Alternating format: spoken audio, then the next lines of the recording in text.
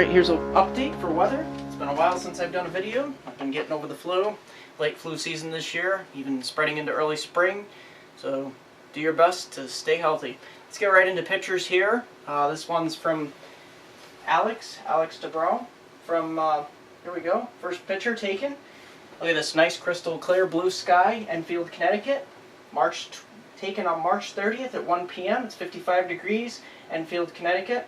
And here, just take a look at that beautiful blue sky. That's what we'll be seeing soon in the summertime, spring and summer as well. Second picture here, also taken by Alex on the March 31st, Easter Sunday at 10 a.m. This is from Killington, Vermont at 29 degrees at an altitude of 4,200 feet. Snow clouds are just moving in. Trees are a little frosty at the peak. Also taken by Alex. Thank you, Alex, for that nice, beautiful Killington, Vermont photo. So let's get right into... I have a few other photos here. Lucas D. from Linden, Texas.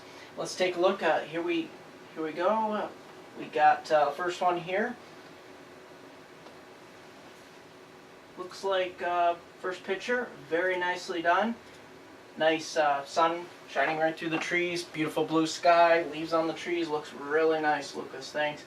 The second one, nice butterfly. Hopefully we'll be seeing these up north pretty shortly. And spring is definitely sprung in Texas. Here's a third one. This is an owl that he snapped, Lucas D. from Linden, Texas, in a tree. Look at that nice owl right in the center. You can see it. Kind of blends in. Owls really tend to blend in, but you can see him right in this, just to the bottom here of due center. You can see him. And here we go. And here's where the sky opened up. You can see, wow. Really nice spring shower thunderstorm here. Very nice. And of course, this was before the rain.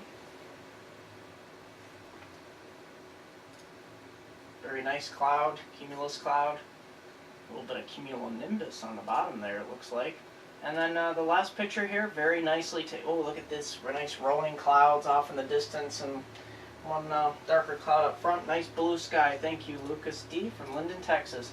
Now I'm going to talk a lot about the warm-up and the severe weather outbreak. There's not too much else going on. I want to focus on heavy rain. I'll just briefly touch on this right now, but I'm going to go to the current weather map first, and you can see across much of the nation we got, and this is current as of April 5th, earlier in the evening. So if you're wondering, the fronts have moved since then. If you're actually looking on a later date, but you can see the fronts moving across the northern plains. The cold fronts coming through the east, very windy here in the northeast, as well as the northern plains, and a return flow of southerly, nice warm air. And out west, things are going to start cooling down with a more stormier approach and some much needed rainfall, especially in northern California and southwestern Oregon.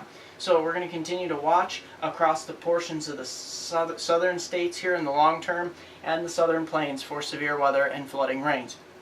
So let's briefly get into those flooding rains. Here's the 5-day QPF forecast, quantitative precipitation forecast put out, and this is combining, here we go, we got most of the heaviest precipitation will be across the north central plains with some of that overrunning as the low pressure moves up, but a lot of these flooding rains will occur with severe thunderstorms. And here in the Pacific Northwest, that's where we're going to get into 4 inches of rain, possibly 2 to 4 inches of rain, with a very potent system moving in from the Pacific Ocean. So that will occur later on in the week, most likely. Actually, I gotta get my days right. Today's actually Friday and heading on into Saturday, so in retrospect, that'll be middle to latter portion of the weekend. I keep thinking it's Monday for some reason, probably because I have to work all the way through the weekend. So let's take a look at the scenario setting this up. We're going to look at a good portion of the east here under a ridge.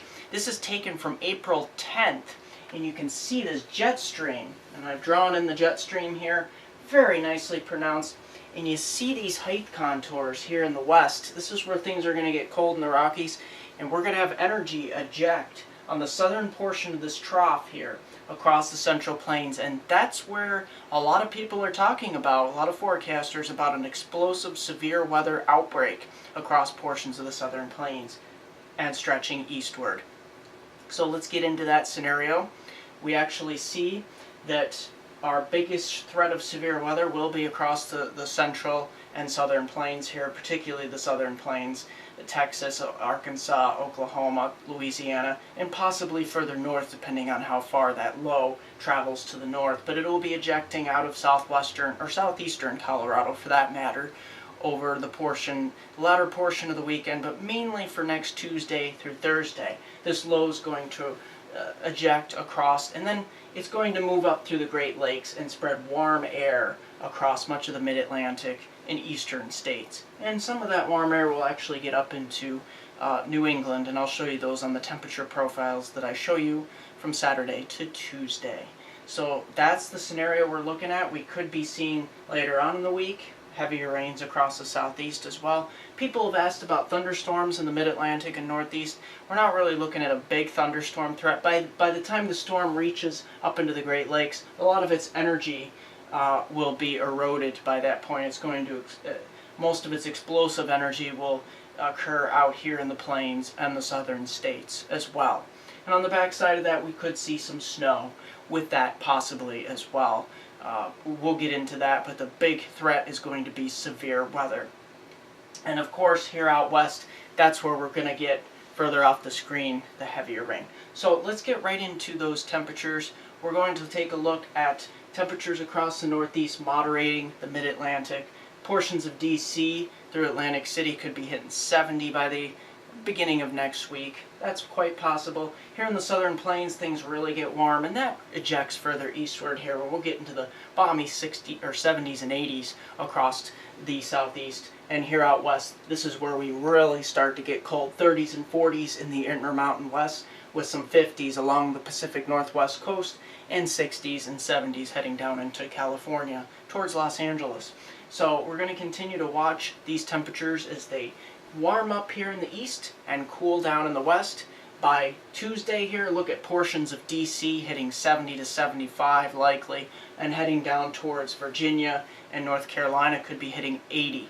So those are the areas to watch. Here in the New England, it'll take a little bit longer for that cooler air to erode, but we'll get into the 50s and possibly near 60 in portions of Boston through Albany and heading over towards Buffalo. And down towards Pittsburgh, we could be hitting 70 as well by Tuesday and Wednesday of next week. So let's take a look. That's pretty much all we've got going on at the moment. I will get more detailed into severe weather and the severe weather aspects. I will be putting out my hurricane outlook and summer outlook probably in the next couple weeks here. I've really been delayed on that due to illness. So we're going to continue to crunch those numbers, and I'll let you know when I have those out. Like me on Facebook at MeteoMark, subscribe to me on YouTube, visit my website at MeteoMark.com. Here's the 4-day forecast for my hometown viewers from Binghamton to Elmira and the northern tier counties of Pennsylvania.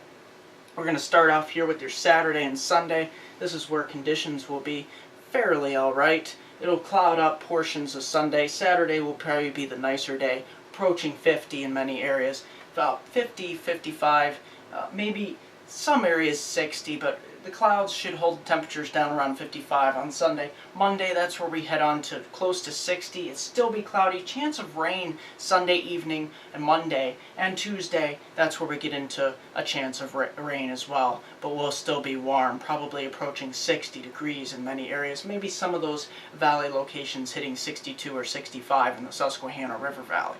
Hilltops will stay in the mid to upper 50s, with possibly cracking 60 at places like the Binghamton Airport.